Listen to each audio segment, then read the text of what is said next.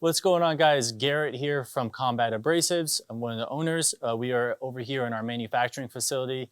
This is the area where we make all of our compound bars, and we always get questions as far as what buffing wheels and what buffing compound bars go with what. So in this video, I wanted to clearly and concisely answer that for you, as well as give a little bit of background and history to our system of metal polishing for knives or for polishing steel. There's not much of a difference between polishing knives if you're polishing steel, obviously, or stainless steel, or if you're just somebody that's come to our page and you want to polish stainless steel or steel that's not for knives, okay?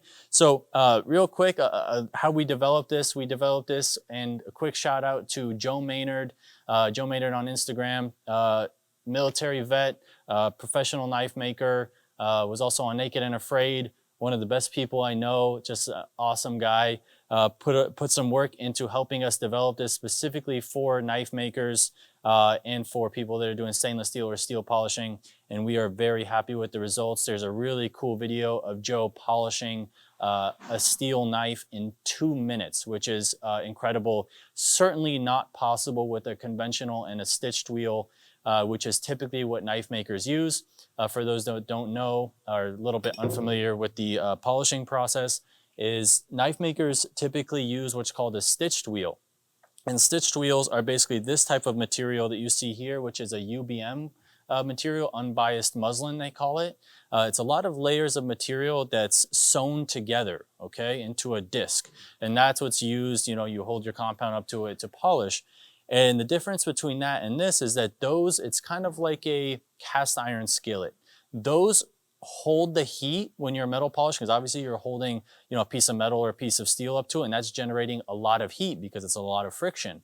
And it just continuously generates more and more and more heat, and you're not able to get a controlled polish because of that heat that's constantly accelerating. So with these airway buffing wheels, you see it's got pleats in them, then also airflow that goes through these, which controls the heat and keeps it to a level, I guess, like heat pattern, if you will. And so this, in combination with the compound bar, is the newest technology in metal polishing. And that video where Joe is polishing a steel knife in 2 minutes is truly incredible. Everybody I send it to, they're like, holy crap, I can't believe you did that quickly, because typically, with a stitched wheel, it can take a lot longer. So basically, what the process is we're gonna first start with, okay, obviously you have to do some sanding, okay? In your sanding process, typically you can go up to a 400 or 600 grit with either a belt or sanding disc, whatever you're doing. Then this stainless bar right here has the ability to take out those 400 and 600 grit scratch marks. So there's really no need to go to 1200 grit or 1500 grit or 2000 grit like some of these people do with film belts. There's really no need. You can jump directly from a 400 or 600 grit sand into this process of this black compound bar with our red mill-treated airway wheel, okay? This is a very stiff wheel. It's certainly not rock hard. It's got a little bit of pliability to it, but this is a very hard wheel as far as mill-treated wheels go. It's probably the hardest you can get, okay? So this, in conjunction with the black bar, is going to be your first step.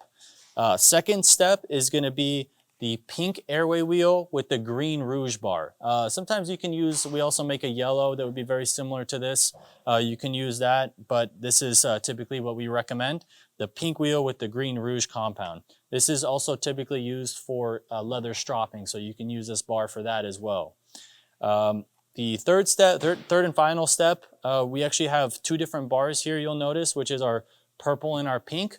The purple is going to be for your final mirror shine on the metal. Other than the pink is going to be your shine for if you're doing any type of G10 or plastic finishing, or if you're doing wood. So you would use this to sand any of your, like, I don't know, mahogany handles or whatever. What it is, the pink is going to be what you want to use.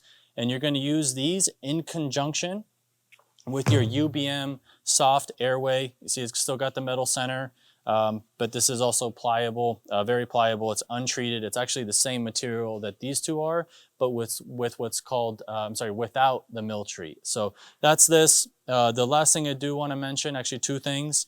The arbor holes on all of our wheels are a 5/8 arbor, okay? So you need to make sure that your machine takes that. If it doesn't, sometimes if you have like a smaller machine or a larger, you would, well, you could either sand, some people will sand it if they need a larger hole, or you could use a reducer if you have like a 1/2 inch arbor.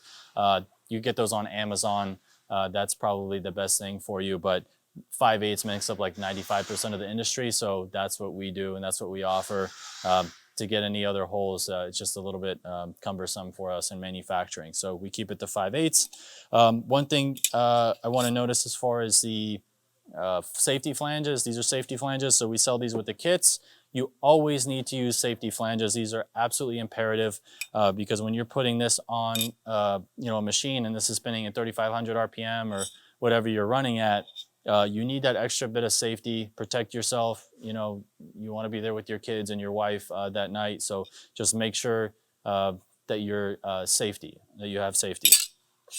These flanges do go concave into the buff. Some people, I don't know if you could see this top layer here is actually concave, but that goes into the wheel, okay? So these both go concave into the wheel, and then you're gonna have your nut on the outside to fasten everything in. The last thing I will mention is going to be the rake, okay? You always need to, the first thing you're gonna do when you put that fresh wheel on is always rake the buff. You need this, or if you have something that's similar in your shop already, that's great, but we highly recommend these. These are fantastic. Rake out the buff when you first get it, because you need to loosen up those fibers on the end of the wheel in order for the compound to adhere to them. So this is very important. Also, two other things: do not cross-contaminate on the purple and the pink. So make sure you rake out the wheel to get all the purple out before you go in with the pink. And then you do also need to always rake out the other, well, I mean, pretty much anytime you're polishing, anytime you get too much metal buildup and compound buildup on the edge of the wheel, you want to make sure you rake that out, because that actually will affect your finish as well. So if you're getting some weird things happening with your finish, it's probably because you're not raking. So there's some general rules of thumb. Thank you guys for watching. You can order this kit online, or you can order the individual items as well. Our website is www.combatabrasives.com. My name is Garrett. Shoot me an email, combat@maverickabrasives.com. Email is up at the top of the website if you're unsure of how to spell that. But happy to answer any questions you guys may have. Also reach out to Joe Maynard. He's a fantastic resource. He loves talking to people as well. Thank you guys so much for watching. We'll see you in the next video. Thank you.